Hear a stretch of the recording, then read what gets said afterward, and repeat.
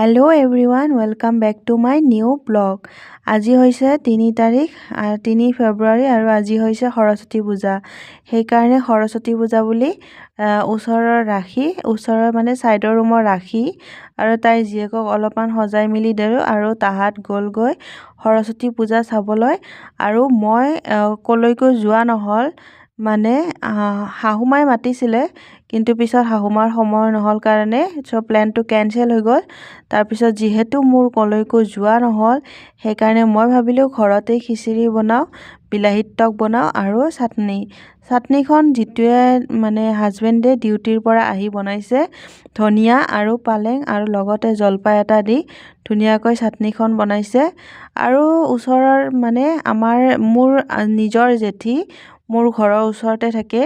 জেঠী আহিছিল ক'ৰবাত পূজা চাবলৈ, মিতালী বাক অলপমান ৰখিব লগা হ'ল। মিতালী বা যিহেতু স্কুলত গৈছিল, সেইকাৰণে জেঠী আহিছিলে, জেঠীকো খিচিৰি খাব দিলোঁ। আৰু মিতালী বা আৰু তাইৰ ছোৱালীজনীয়ে স্কুলতে খিচিৰি খাই আহিলে।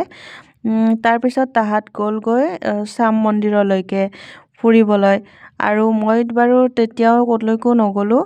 আৰু সন্ধিয়া সময়ত খিচিৰি মানে খাই দিলোঁ যিখিনি বাচি আছিল, কাৰণ মোৰ বহুত ভোক লাগি আছিল। আৰু সেইকাৰণে মই ভাবিলোঁ চাহ তাহ নাখাওঁ, খিচিৰিখিনি ৰখি আছে, এইখিনিকে খাই দিওঁ।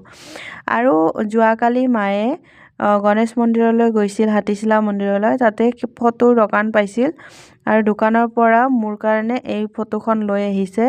যিহেতু মোৰ সন্তান হোৱা নাই, মায়ে এইখন চাই থাকিবৰ কাৰণে আনি দিছে। মই এইখন এনেকৈ লগাই দিছোঁ। তাৰপিছত মই গধূলি সময়ত ৰাশি ৰুমলৈকে গৈছোঁ। ৰাশি ৰুমত আমি অকণমান কথা পাতিলোঁ, মানে গধূলি সময়টো অলপ বৰিং লাগে, সেইকাৰণে তাতে কথা পাতিবলৈ গ'লোঁ। মাইনাকেইজনীক লগ পালে খুব ভাল লাগে, সেইকাৰণে তাহাঁতৰ লগত টাইম পাছ হৈ যায়। আমি তাতে কিবা কিবি কথা পাতি অলপ সময় টাইম পাছ কৰিলোঁ। তাৰপিছত মাইনাহঁতে পঢ়িবলৈ ধৰিলে। আকৌ মই 9টামান বজাত এয়া কচু ঠুৰি আৰু এয়া কণ বিলাহী আনি থোৱা আছিলে। যিহেতু পূজা, গণেশ পূজা, কিবা কিবি হৈ আছে, সেইকাৰণে এইখিনি খোৱা হোৱা নাছিল। সেইখিনি মই কাটি মেলি ল'লোঁ। কাটি মেলি লৈ উঠি কচুখিনি বইল কৰি লৈছোঁ।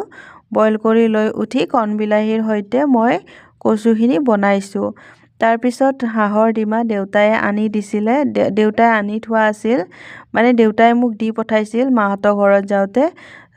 হাঁহৰ ডিমাকেইটা আৰু আলুৰ দম বনাই দিলোঁ। তাকে আজি ৰাতিৰ সাজত খাওঁ বুলি ভাবিছোঁ। আৰু দিনৰে যিহেতু ধনিয়া আৰু পালেঙৰ চাটনি আছে, আৰু কচু ঠুৰি আৰু কণীৰ আঞ্জাখন, এনেকৈ আজি ৰাতিৰ ভাত সাজ খালোঁ।